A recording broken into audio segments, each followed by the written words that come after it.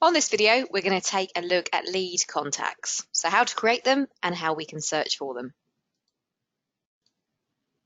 So when we're speaking about a lead contact in the system, it basically just means a person that you haven't actually spoken to or built a relationship with yet on the client side, but you want to get them in your system.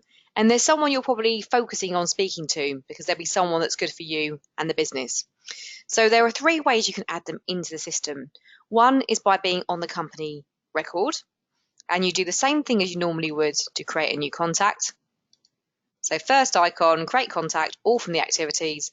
And the only difference is you'd still fill in all the mandatory fields, their name, their job title, everything like that.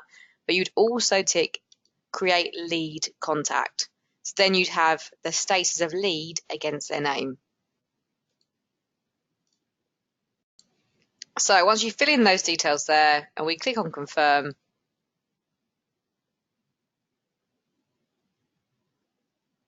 then straight away against your new contact in the system, you can see they have a status of lead.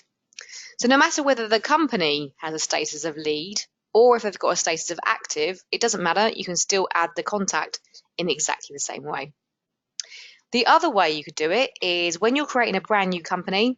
So over here, whether you're using Create Client or Quick Client, when you create the company at the top, you can tick that they're a lead client, so you're not working with them yet, and notice it automatically will tick the contact to be a lead contact as well. Also, what you could do is you might know the company, as in they might be a site that you're working with, or a company you're working with has opened a new site, so you know the lead person or you know the manager there, but actually the person that's the new branch manager, you don't know them. So you could add the company as an active client, and then you could make just that person a lead. Now, the third place is doing it from when you log a phone call. So say, for example, you are speaking to a candidate and you're logging a call you're having with that candidate. So we've got log a phone call from here. In that log phone call option, at the bottom, you've got create lead. So when you click on that, you may be speaking to them about someone they're going for an interview with at a company. Now, you may already work with that company, you might not. But either way, in here, you can create a lead company, a lead contact, and a lead job. So here, can you see you've got contact details? This is creating a lead contact. So you can go and add them in here and confirm if they're linked to a company, you can link them to the company from here. For example, if we go client name, search existing, or I think it might be PB. So you can go like that, which will link them to that company, and then you could add their details in there. It links them to the company if they're already in the system and still gives them that status of lead. So they are the three ways you can add a lead contact into Adapt.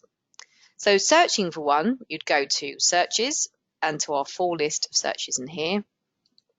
And then we'll be going to a contact search.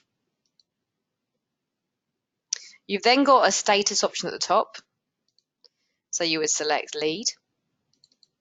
And then any other criteria you want to put in, you can put in as normal.